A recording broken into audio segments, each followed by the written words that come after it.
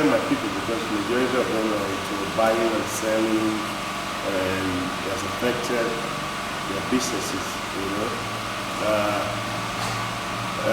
We actually had issue with government before now. They shut down petrol stations that are 20 kilometers from the border, and it took us, you know, prayers and, you know, we had to appeal through our elected officials to get that up there.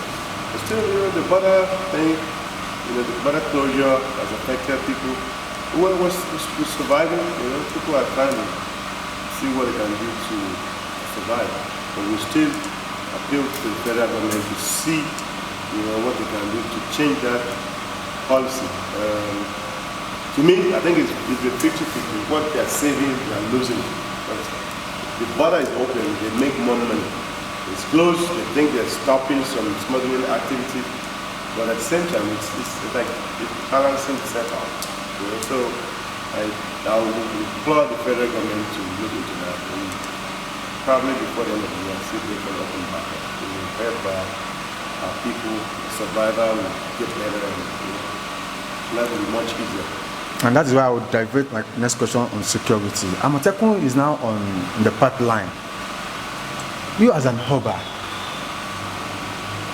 what angle are you looking at Amotekun? Will it favor an ordinary man?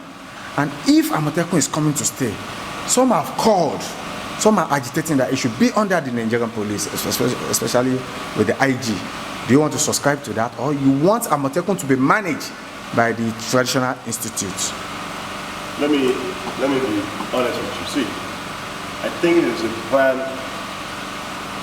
for the western part of the country, bringing in Amotekun, to submitting to Nigerian police force would defeat the purpose. You understand what I'm saying? Let it remain the way it is. Even I will agitate that it should be an independent security network. Let them have their own leader. Let them have their own agenda. Let them have their own blueprints. Not under the governor or the state government. It's not going to work. Based on what I think the agenda is. See, everything that gets in the hand of our government does not work. They have enormous, we have too many government offices. I mean, too many. I can't find the word now. So governments have enough to do. Let Amotekun be privatized or just leave them to be sovereign, like be on their own. You know, I think it was a gentleman who actually brought the idea. I don't know if he's done that now. This man called him Sunday Boho. Sunday Boho actually, you know, said something about it. You know, I don't know him. You know, there are people that I don't, you know. But the thing is, bringing Amotekun under the state government, I don't think has worked. None of them has even been to start anything, you know, the network has not been working. So I think we need to go back to the drawing board. That's my point.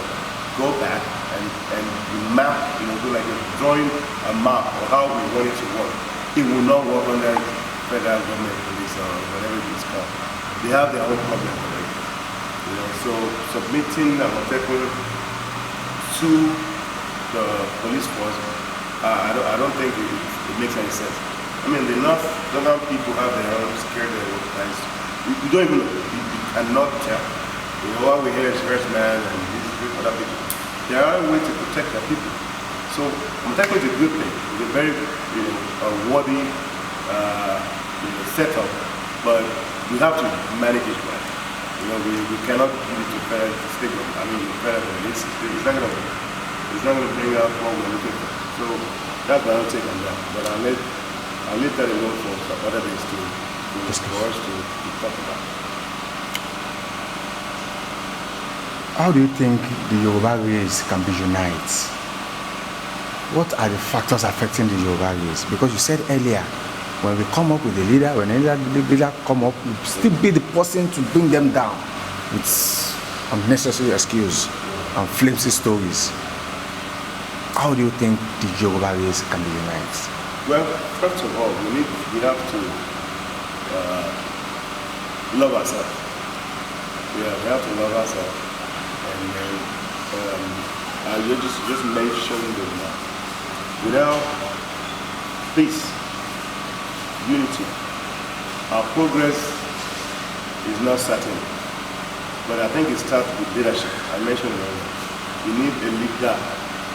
You have a leader that will be in the front, and we all follow, the lead, then there's a problem. You understand? That's why we haven't made any progress in the last, you know what I'm saying? I was saying earlier that the last Yoruba that I know, and I knew there was Chibawala, late Chibawala. Ever since he left, he died, we haven't had anybody. We have Papa passed away to, quite a number of them. But they were really not in charge. They weren't in charge. And, it's just about what everybody just, like I had a story about when Abiola had issues with military government. And he called it through the bandits. And what they went there for was to share money. They gave them money and they abandoned Abiola there. That's our problem. That's one of the problems we have. We just stomach,